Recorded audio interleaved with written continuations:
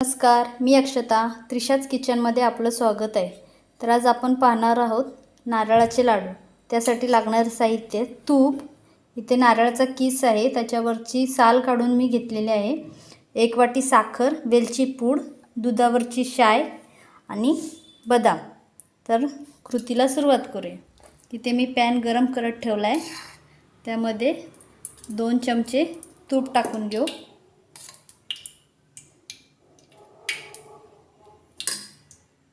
इथे आपलं हे तूप तापलेलं आहे. त्याच्यामध्ये मी आता हा नारळाचा किस टाकून घेते.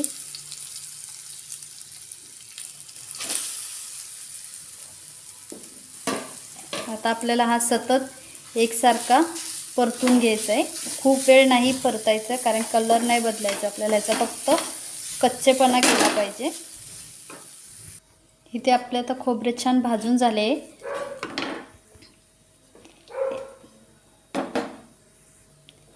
1 वाटी खोबरे होते, त्याला मी अर्धी वाटी आणि थोडीशी वर साखर टाकली आहे. आता मिक्स करून घेऊ.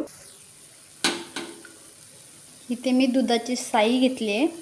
तुम्ही हवं असल्यास 2 चमचे मिल्क पावडर टाकू शकता किंवा 2 चमचे दूध घालू शकता. आता मी वेलची पूड टाकून मिक्स करून घेते.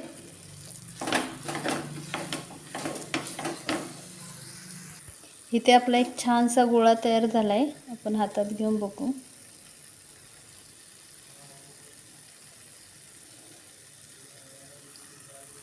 इथे पाहू शकता छान अशी गोळी तयार होते. याचा अर्थ आपलं व्यवस्थित मिश्रण तयार झालेलं आहे.